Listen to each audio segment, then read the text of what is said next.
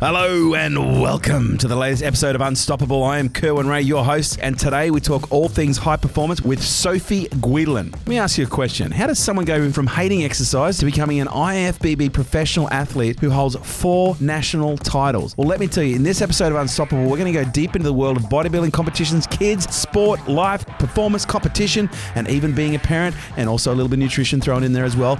And for your kids, don't leave them out. Ladies and gentlemen, listen up.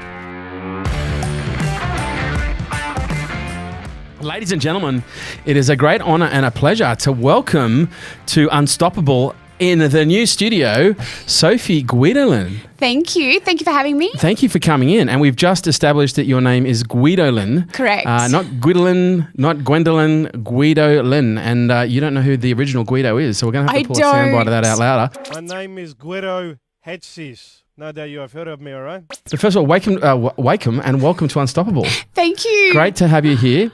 Now, for those people who perhaps don't know who you are, why don't you give us like the 15-second snippet of Sophie and your claim to fame? I don't know whether about claim to fame, but... Not at all. You're an incredible in your own right. Thank you. I'm 29. I am currently living on the New South Wales coastline with my 4 children and husband. I own a gym. I'm somewhat a fitness model. I'm an IFBB pro and I write recipe books. Yeah, right. IFBB pro. Yeah. Now, something that some people may not know about, I actually used to be an IFBB competitor. Stop it! Yes. I was a bodybuilding competitor from the age of 15 until 19. No way! I was. A state title holder, won the Nationals, didn't actually win IFBB Nationals, won ABF Nationals. But yeah, that's something a lot of people don't know. Wow, that's cool. Right? So people hear me talking about intermittent fasting and say, stay the fuck in your own lane. It's like, dude, it actually used to be my lane, I swear. That's so cool. So 15. From 15. 15 was my first comp. Started training at 13. Wow. 15 was my first comp. And my last comp was almost 19. That's huge. Yeah, I was actually pretty big at the time. Yeah. No pun intended. So, look, I know you've got a really interesting story because you kind of became not only an accidental fitness model, accidental IFBB pro, but even an accidental entrepreneur. Yeah, 100%. I guess, it just kind of fell in my lap and I've rolled with it and really worked really hard to get where I am. And yeah. So let's maybe start back at the beginning. So you were born in Adelaide? I was. McLaren Vale. Yep. McLaren Vale. Yeah, my parents own a winery. You stop it. Not kidding. Wow. I bet you had a line of men lining up to propose to you from the age of 15. My father, what's that old song? My father owns a brewery? No? You guys probably wouldn't know. No. Carry on. But it's funny because every time somebody hears that, they're like, oh, you must love wine. I don't drink. Wow. I do not like wine. And my parents really wanted me to be a winemaker. So from the age of around 8, they would water down wine so that my palate could become accustomed to it. And still, when I go home, my mum walks me around the vineyard, makes me try the grapes, and they all taste exactly the same. Wow. So you've been drinking since the age of 8. What can I say? So child abuse. Thanks, parents. Thanks, Mum. I'm surprised you're not an alcoholic, let alone an IFBB pro. That's incredible. No. And so you grew up on a winery? Yeah. In the hills of McLaren Vale? Well, not quite the hills, but Silver Sands, so more coastal beach line along there. And so normal childhood? Beautiful. Yeah. Grew up riding motorbikes, very much a tomboy. Yeah, right. So you're a country girl at heart? I still am. You should have seen me trying to get here. So on your horse or? Well, I pretty much couldn't get an Uber. No taxis would stop for me. All these people kept trying to help me. Don't they know who they think you are? Come on. I just couldn't. I couldn't get anywhere. So yes, very much a country girl. Now growing up, my family are very into extreme sports. More snowboarding, surfing, windsurfing, stand-up paddleboarding, boats, everything that I guess is not in the normal realm of basketball, football, that type of thing. Wow. So you grew up with parents that were into extreme sports and alcohol. What a combination. It's a great mix. I'm surprised you're not a Red Bull professional athlete, let alone IFBB pro. But in all of that, I would sit in the car and I would read books. Really? So I'm like the black sheep of the whole family. Bit of a bookworm? Yeah, just I don't love the water. I snowboard. I like to snowboard, but I'm not really into water or anything like that. Okay. And they all are, everybody. So I've got 2 older brothers as well. Yep. They surf. I would wake up at 5 a.m. so that they could all go for their Dawny, and I would sit in the car and read books. Is that right? So when you say you're into books, what kind of books are you into? Oh, everything everything that I could get my hands onto. Everything that I could get my hands onto because I just did not want to go surfing. Okay. So I was definitely like the black sheep of the family in regards to sport. Retail, making coffees. Okay. So it was across the road from where I did ballet, and it was very early. I was 12, and my mum said, for every dollar you earn, I'll give you $1. Nice. And I worked every weekend from the age of 12 and went from job to job, and Yeah, right. Yeah. And so at what point did you, should I say, escape Adelaide, get out of Adelaide, move from Adelaide? Well, How do you know what? I would probably move back to Adelaide. So wow. I love Adelaide. But so growing up, my mum would sign me notes to say that I didn't have to do sport at school because I just hated it so much. Like I was such a princess, didn't like the feeling of sweat or exercise or even any sort of pushing myself. I didn't want to do. And my mum just was... Didn't like pain, didn't like sweat. Didn't want to do anything. So you were a bit of a princess. Yeah, 100%. And I'm not competitive, which also a lot of people find interesting because I guess the field that I'm in, I literally stand on stage competing against girls. Yeah. So that kind of blows people's minds that I'm not competitive. But I just, as soon as somebody tries to compete with me, I will give it to them and walk away because I hate competition. Yeah. Wow, that's interesting. Yeah. So at what point did you discover that you liked to exercise or that you wanted to exercise? How did we get to the exercise? All right. component? Sorry. Okay. That's all right. Fast forward. So I got married and then I had my first... How old were you when you got married? 18. 18. Wow. Yep. Like Fun. a country girl, yeah. Fun. So I got married when I was 18. I had my first baby at 18. Wow. Yes. Is that why you got married? No, not necessarily. Okay. He was in the army. Okay. And he was relocating to Wagga Wagga. Okay. Yeah. So it seemed like the right thing to do. Yeah. Yeah, right. Probably not. Paper, scissors, rock. Yep. So I did it. And we moved to Wagga Wagga and he actually got deployed overseas. So I had my first baby. He went overseas and I was based in Wagga Wagga, so I had no family, no friends. And I was diagnosed with gestational diabetes with him. Wow. He turned out to be a 10-pound monster of a baby. And I somehow went back for it again. 4 months later, I was pregnant and I knew obviously I could fall pregnant. I'm not silly. Yeah.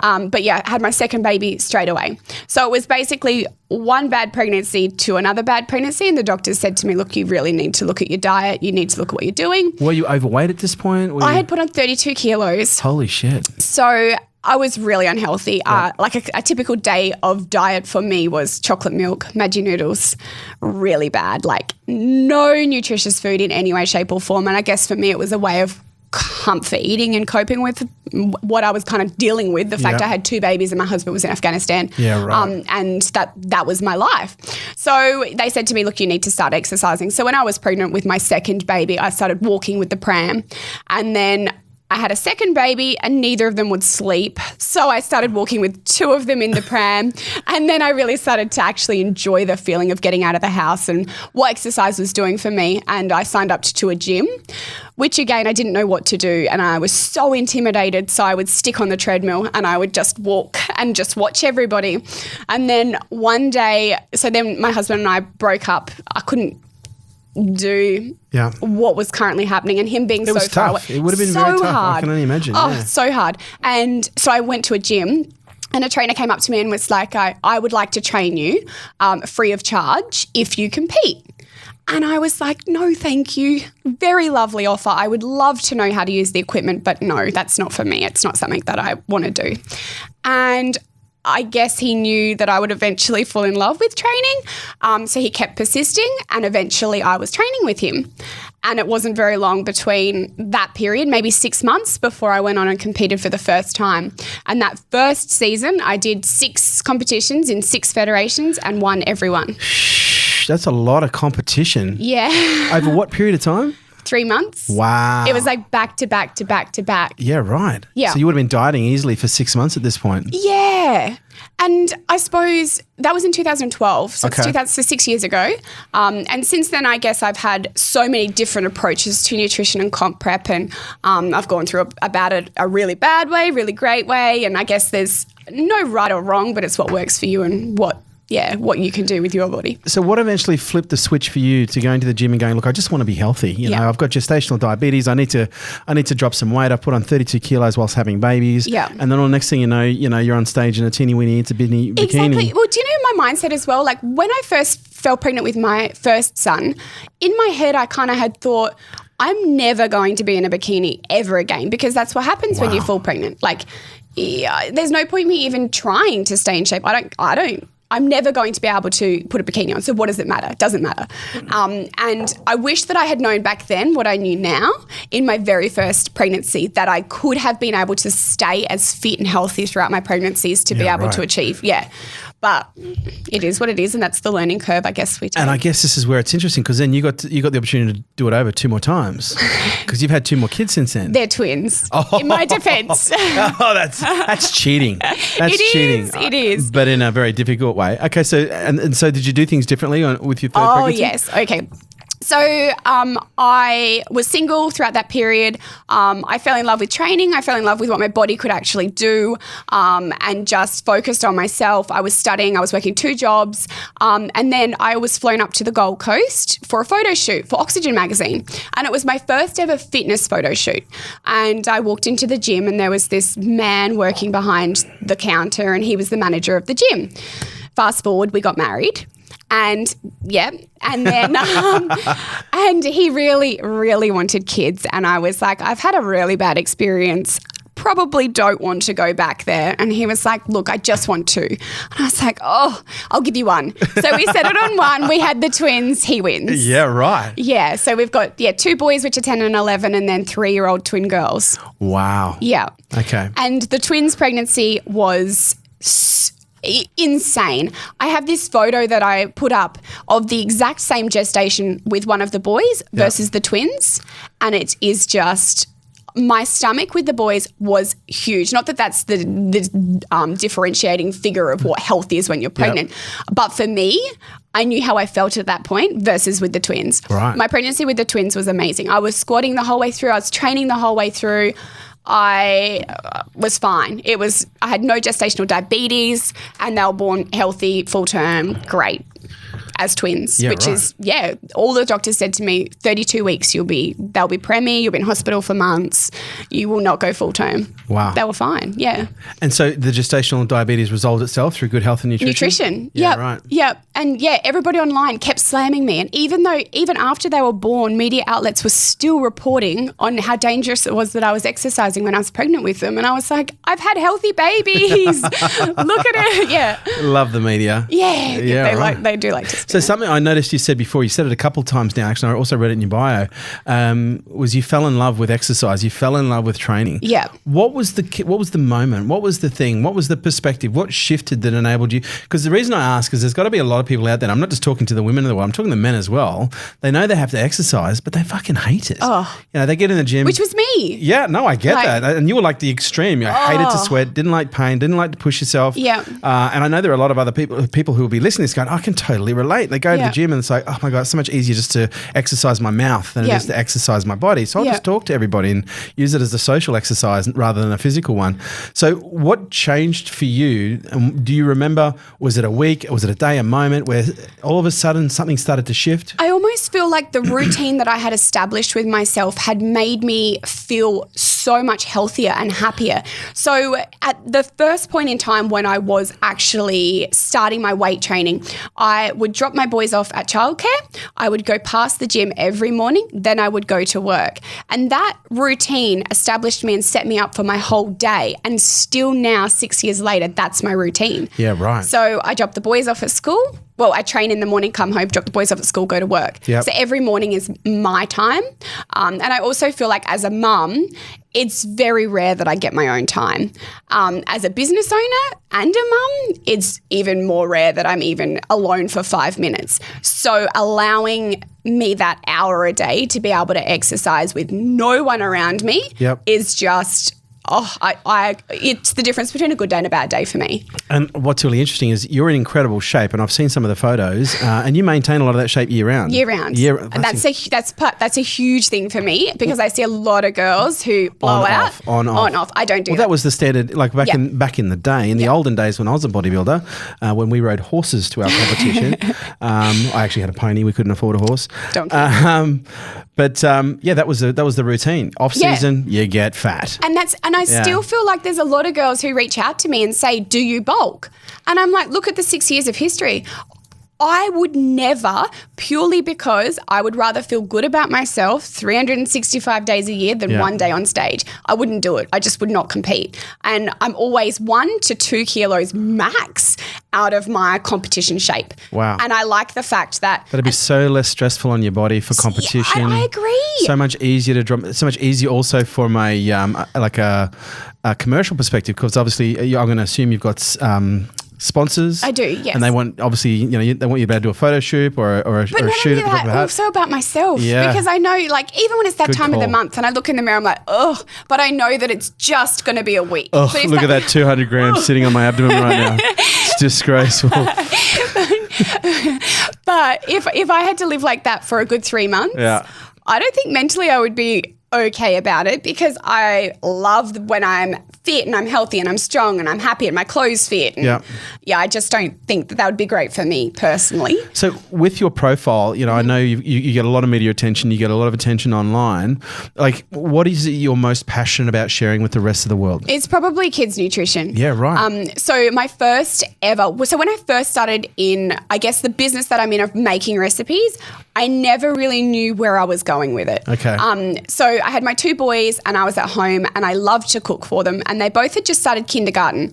And basically I got this letter home from school and it was what they were allowed to eat. Yeah, right. And when I first started my Facebook page, I posted that actual document, but it got taken down.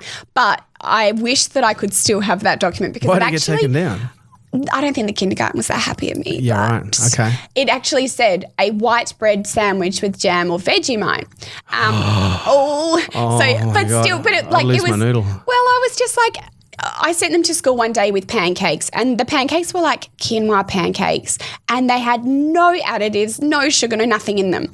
And it was Ryder, and he wasn't allowed to eat for the day. And when I picked him up, I got this letter, and it was a red mark. Like, it was basically like you're a bad mum. You can't bring these to school. Your child can't have pancakes for lunch. And then I explained that they're actually quinoa pancakes. There's no additives. There's no sugar in them, blah, blah, blah. And she said to me, oh, well, we're a nut-free kindergarten. I said, well, quinoa's not a nut. And I had this full-on discussion with this kindergarten teacher. And basically she just said to me, I told you no more pancakes. Don't bring them in. And I was like, okay, all right. Next day I would bring muffins. No muffins. I'm like, okay, what can he eat? And it was just this constant battle, I guess, of trying to educate others that what my children were eating was actually more healthy than the white bread sandwich that they really wanted them to eat. Yeah. And then that's where I kind of, other parents were looking at what I was eating. And I was like, you know what? I'm going to put on my Instagram everything that they're taking to school. And I would put it up. And I would handwrite all of my recipes and put it into a folder. So I had this big folder full of recipes, and then everybody was asking me for these recipes. So I was like, okay, so then I hand typed them and I made a PDF. And this PDF is what I originally just sent out. And I sent it out for free because I wanted to help others, and I just kept sending it. And then my 2 jobs plus my study, I was doing this on the side, and I was like, I'm just going to charge $9.95 for this. Yeah. And then people were like, oh, what does it look like when it's made? So my mum's a photographer, and I said to my mum, come and take some photos. So my mum took the photos. My best friend at the time, I paid her $200 as a graphic designer to put this PDF together, and I sold it for $9.95, and that's how it all started. Yeah, and we sold 5,000 copies with pre-sale. So it was a bit of a insane moment that people liked the food that I was cooking. But I'm very much a feeder. But this was specifically targeted towards kids. Eat Clean Live Lean was everything. Right. And I wanted it to be everything. I wanted it to be a food Bible. Yeah. It had baked goods, it had breakfast, it had smoothies, it had snacks, it had everything that you could possibly ask for. But I feel like it was different because every single recipe was created by me. Yeah. Everything was styled by me, shot by my mum, and it was so rookie. And I love it, and I still love it. And that's how we created another 5 of my recipe books in that exact same format, with my mum shooting the recipes, me styling them, and the house becoming a cooking kitchen. And so this has really become your commercial venture. Yeah. Like writing recipe books. Yeah, and I love it. But I love food. I love food. Like, if you walked into my house, you'd have food in front of your plate within 2 minutes. Okay, so I'm going to take that as an invite. You're a feeder. I'm a feeder. Oh my God. Have you got a sister by any chance? No sisters. 2 bugger. brothers if you're interested. No, I'm kidding. Whoa, Timmy is. Okay, cool. So kids need to, and again, I suppose this is where, This is quite timely because myself and my ex-wife, we co-parent our son. Yeah. You know, where we try to be wherever possible, you know, sugar-free or processed sugar-free, gluten-free, dairy-free, you know, as paleo as possible. And he loves it. He thrives on the environment. What's interesting is when you see teachers and other parents and how they respond to it. Yes. And Ryder, originally as well, he's got really bad psoriasis. Yeah, right. And the link between psoriasis and autoimmune disease and gut health is huge. Yeah. And every time I would go to a dermatologist, they would say to me that nutrition and diet has no role in psoriasis. So he's going to have to live with it. So I pulled every bit of dairy out of his diet and it just completely changed. And I went back to them and I was like, well, look. And they said it's a coincidence. I'm like, okay, all right. So yeah, it's huge. And I still feel like there's a massive, massive gap in that market that they don't look at alternate options. Yeah. And how important, I guess, food actually is as a preventative medication form. And I think that's the medical community at large. Oh, 100%. And, you know, they're very fixed on their mindset of what can be done, what's possible, what's not possible. So I'm curious. So what's next for you? Like you've done all these recipe books. You're transforming the worlds of nutrition, not just for mothers around the world, but also their kids. What's next for you? So when I was studying at night time, I was studying to be a personal trainer. So that was in 2012. Right. And I only did that because I wanted to have confidence that when I walked into a gym, I knew what to do without people laughing. And I guess that's such a big thing for a lot of people that contact me is that they're scared. Right. They want to be able to go into a gym and they want to be able to train, but they don't know how. They don't know where to start and they're scared that people will laugh at them, which breaks my heart because that's what a gym's there for. Yeah, right. But I wanted to be able to know how to exercise correctly for my own method. Yep. And I created the bod with my husband, Nathan. So we have a men's version and a female's version. Right. And for the last 18 months, we have been working so hard to get our app developed. So that's launching in this 2019. Okay. So we're really excited for that. So the bod. The bod. And so what's that about? Tell us more about that. Okay, so the bod is basically, again, I'm one of those people that I don't want to give you a little bit of the picture. I want to give you everything and I want you to just run with it. So the bod has everything from training program, all of the exercises and how to perform them, nutrition plan, as well as flexible dieting so that you can customize it to your own body and shape and muscle mass and everything, as well as dietary preferences and 12 weeks of meal plans for every single recipe for those meal plans. Yeah, right. And there's 3 levels. So depending on whether you're a starter, whether you've been to the gym before, whether you're a more advanced pro athlete. Okay, wow. Yeah. Now, looking at your credentials as an athlete, so you've been an IFBB pro for how long now? A year.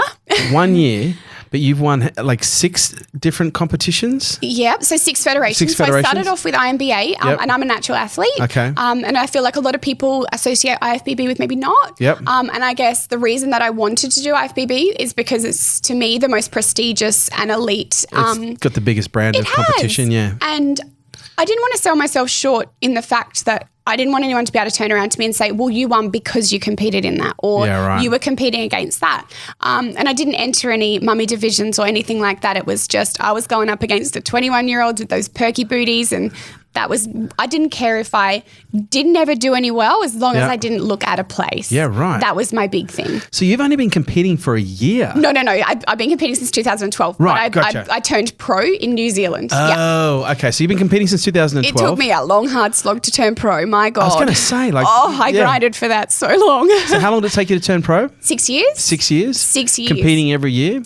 Every year except for when I had the twins. Okay. And I went back after not even 12 months and I won the nationals at Arnold's that year after having the twins. Okay, so you've been competing every year since 2012? Except for the year you had your I don't pregnancy? think they do. I don't think they do a pregnancy division. Can you imagine? I would us your abs? still do it. It's like, so how many times a year do you compete? Are you still competing across all federations every year? No. So with IFBB, you're only allowed to compete quite exclusive. Yep. So after that first season, I did IMBA, I did WBFF, not WBFF, WMBF. WBFF wasn't around back then. IFBB. PP, NABA. Yep. I did 6 federations. Okay. And then IFBB was the last one that I did. Okay. And basically they said to me that if you want to stick with IFBB, then you stick with them. Yep. If you went off and did another one, you can't come back type thing. Yeah, right. So I stuck with IFBB and Okay. I've continuously done it now. And how long did it take you to gain your pro card? 6 years. 6 years. And so you've been a pro now for a year. Yeah. So when's your next comp? So my first pro debut was 3 weeks after I turned pro. Yeah, right. No pressure. I know. And I was just so proud. It was in Pittsburgh and I went over to Pittsburgh and got on stage and I was so proud that I got a call out and I didn't look out of place. And I think for me the biggest thing is that in my mind the pros were always a lot bigger in my head. Yeah. And then I stood next to them and I was probably more muscly than what they were, which was a huge thing for me because I think everybody's perception of somebody is obviously going to be different. I know that when people meet me, they're like, you're tiny. Why are you expecting me to be this big bodybuilder? I think that in my head they were going to be these big girls and they were just tiny little petite and it made me feel so much better. So this season coming up, which is March, I'm sitting it out for the first time. Right. I'm turning 30 and I'm not competing, which it's killing me. How do you feel about turning 30? It's probably about a midlife crisis point. Why do people say that? I don't know. Why, damn it? I Like don't 30 know. is the new 20, 44 is the new 25, honestly. I don't know. I don't know. I've never been an age person. Obviously, I had babies at 18, so I've been like living a 40-year-old's life since I was 18, and I'm totally okay with that. Yeah, right. Get it out of the way. Well, pretty much, because now I have an 11-year-old, which blows my mind. No kidding. So I don't know. 30 is just. I thought that it would be. I'd have it all together. Yeah. And. It's just I can't believe I'm 30. So it's not a midlife crisis. It's just a little one. A quarter life crisis. Yes. 30 is not mid, let's be So honest. I'm sitting out next season, but I'm hoping that at the end, which And will so be what's the August. goal for sitting out next season? What's that about? The exact weekend. You're bulking up or? Well, the exact weekend that I wanted or would have had to have competed at is my 30th, and I had already booked Bali for a week with my whole family. Oh, you can't not do that. So I know, but they released the dates like 3 weeks after I'd already booked, and we've got a whole resort booked for my 30th, and so I thought, no. You don't lose your pro card for sitting out for a year, do you? No, I don't. No. Okay. Hope not. After 6 years. Yeah, after 6 years of grind, that would be heartbreaking to do that. And so look, what is the biggest question that you get asked by women online?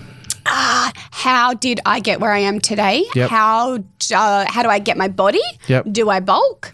How often do I exercise? And I think that's a massive misconception is that a lot of people think that I must train all day long or that I have personal trainers all day long, and for me, I don't. I'm going to take a punt. You only train an hour a day. Yeah. And I'm going to assume you're training 6 days a week. Nope. You train 7 days a week. Nope. You train 5 days a week. Yeah. There we go. I knew if I kept going, I'd find it. 3, 2. So you train 5 days a week. You only Correct. train an hour a day. Yep. Plus you're managing 4 kids. Yep. To maintain the level that you are at year round, it reminds me of an old saying that one of my trainers said to me. He says, Kerwin, you'll never out-train a bad diet. So I'm going to assume 80% of your work is actually done out of the gym. Is that a fair assumption? 100%. Yeah, right. For me, I love food, but I follow a flexible dieting sort of plan, I guess. Okay. So for me, I've got my macros and so macronutrients that I stick to every day. And You a calorie counter? well, it's not calories, it's macros. Yep. So often the calories are Are completely you a macro counter? I'm a macro counter. Okay. I confess. If you said to me 3 or 4 years ago, if you were to count macros, this is how your body would look, I would have said no way. And a lot of people get over obsessive about it and it's not for them. And I fully get that. Yep. And it can become an obsession and it's like, I've got to weigh this, I've got to have this. But for me, it's so easy now that it takes me 5 minutes a day. I can still eat out. I can still have meals with my family. And that was my biggest thing, that if I competed again after I had the twins, I didn't want my family life to suffer. Yep. And with my first competitions, I was on the treadmill 2 hours a day. I was eating chicken and greens and not much else. And it was just a lot of time spent training and I didn't want to do that. So I don't do any cardio now either. Wow. Which a lot of people, that's the reaction to most people. And I almost feel like a lot of people think that I'm maybe lying. Yep. Which is not the case. But when I first had the twins, I was on 900 calories, 2 hours a day of cardio and slowly reversed my body back up. Shiver me timbers. Yeah. Versus now? 3,500 calories, no cardio. You do 3,500 calories a day. Yeah. Proud? Hey, told you I like my intimidated. food. I like I'm my intimidated. Wow. Yeah. And you train 5 times a week for 1 hour a day. And only strength training. So like I do legs 3 days a week, and obviously Okay. like for me and my body, my weaknesses are my bum and my shoulders. Okay. So I just focus on my squats, my deadlifts, hip thrusts, and shoulder exercises. 3,500 calories a day. Yeah. Every day. Yeah. Wow. Except for non-training days. How come I can't eat 3.5 calories and be that petite? Except for training days when you... And I would take it down to 2.8. Okay. So Wednesdays and Sundays. On training days? Non-training days. Yeah. And why do you cut calories on non-training days? Just because you're just less calories energy in versus output? calories out, yeah. Okay, right. And exercise. Again, only exercising 1 hour a day, 5 days a week. Yeah. Sometimes my leg sessions might take an hour and a half. Okay. But for me, I'm so busy, and if I had 2 hours a day to train, I would, because for me it's my time, and I feel like a lot of people have a lot. But I think this is the beauty of having 4 kids. You know, I know for me personally, I'm a single father to one, but I'm running, a business at scale. But I'm very much like you are. I don't have a lot of time, and so for me, it's all about efficiency. Yeah, 100%. One of the reasons I don't do pure calisthenics now, but the reason I do pure calisthenics now is because it's such an integrated exercise methodology, and it works so many muscles. It's so efficient because you're not just doing isolation training. I can do a complete body workout whilst killing myself, with every in all reps and sets. Yeah. So do you take the almost a similar approach because you're only training 5 days a week? You're doing a lot of integrated exercise. I do a lot of compound movements, and I feel like the accessory work is not necessarily as important for me, because let's go tricep push down. I would much prefer to do an overhead press than tricep push down, and it's going to have a lot more calorie expenditure and build where I actually want it to build. Versus me doing accessory work that's going to take more time. Got it. Or I would be supersetting wherever I possibly could, but I focus on those main lifts. So like a typical leg day for me would be squat, deadlift, hip thrust, lunge. That's it. And I would do those so heavy that they're almost at failure. And that's it. But right there, I think that's incredibly good advice for anyone who wants to train, because you see a lot of people don't overcomplicate it, but a lot of people go to the gym and they do, a lot of mirror exercises, the exercises, the bicep curls, all the things that look good in front of the mirror, but they don't understand the importance of compound exercise from an efficiency perspective and a caloric perspective. Funnily enough, in our gym, we've got all these squat racks, and if you walk into like a commercial gym, a lot of squat racks have mirrors in front of them, and in our gym we have no mirrors. Oh, I love that. And when you first squat without a mirror, you're like a Gumby, like you are literally an octopus, because you're so used to looking at how your squat is instead of feeling how your squat is. So once you take away the mirror and take away the feeling of how you're supposed to feel rather than look, your squat will change. Everything will change. And it's, if you saw me at 4 a.m, you would not even recognize me, because I literally roll in there out of bed. Is that when you train? That's your time of day to train, 4 a.m? Yeah. Well, because I have to work and I have the kids, and I never want to sacrifice my time with my kids for personal reason. Yeah, right. And I kind of feel like for me, training is the one thing that keeps my head sane. It keeps me happy, and it's my thing. Yeah. But I don't want to impact their life. Yeah, right. So has training made you a better mother? Oh, 100%. Yeah. Oh my goodness. Even if I'm not training, if I skip a day, I'm just like my temper, I'm short-tempered. I'm just, it's so great for me. And my mindset and everything. It sets me up for a good day.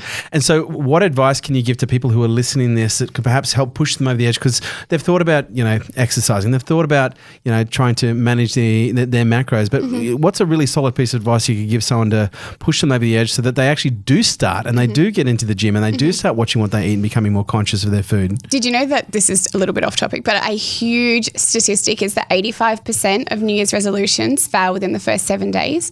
But the biggest piece of advice that I would probably give is that there's no right. Yep. So if you like surfing, go and surf. Go and use that as your exercise and your thing to do. If you like to run, go and run. Some people love to run. It clears their head. If that's what you want to do, go and do it. I hate running. I hate running. Yes. I would much prefer to squat than run. But for some people, they would hate to squat. Yep. So whatever it is that you want to do, just do it. Move. Yeah, get started, set up a plan.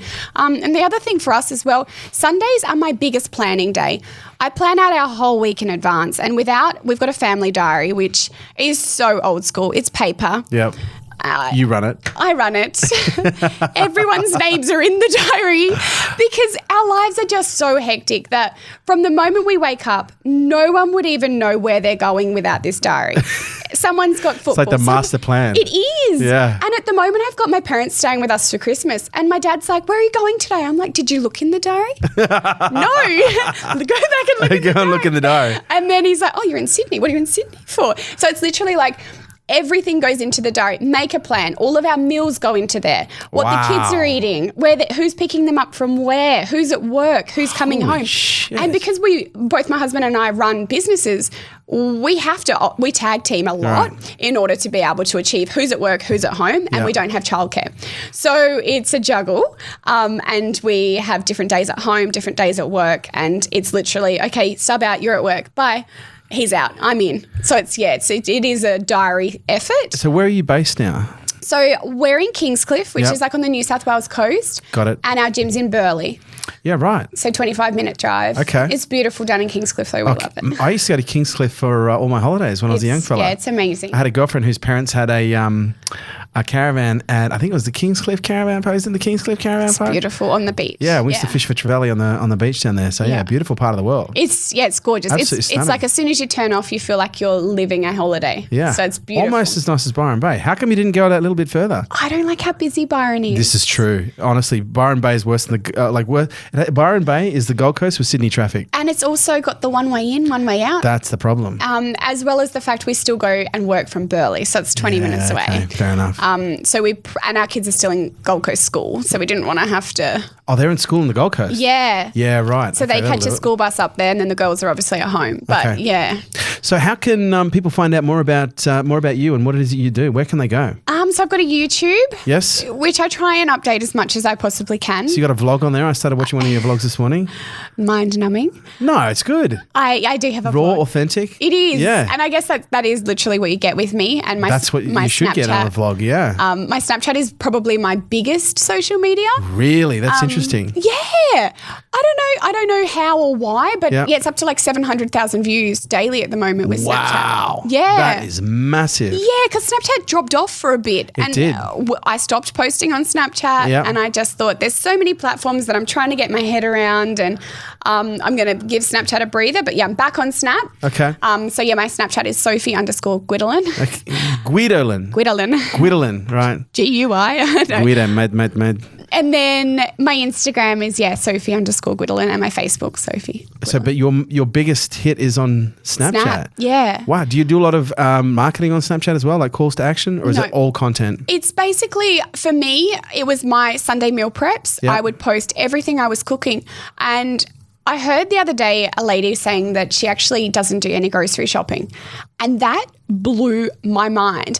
And then she was saying she started watching my Snapchats and the whole process of how I organize my week ahead and also budgeting for the week ahead as well. Yep. How I organize, how I go to the shops, how I actually grocery shop, which to me, again, mind blown because my mum has always grocery shopped. And then how I cooked the food and meal planned it out for the week ahead. So yeah, that's what I do on my Snapchat every Sunday. So it's literally like, I think people like to see what we're eating, even though it's not. Sometimes it's really boring food. Yeah. But so Snapchat tends to be what you get, as well as a lot of my children being them. Yeah, right. Fantastic.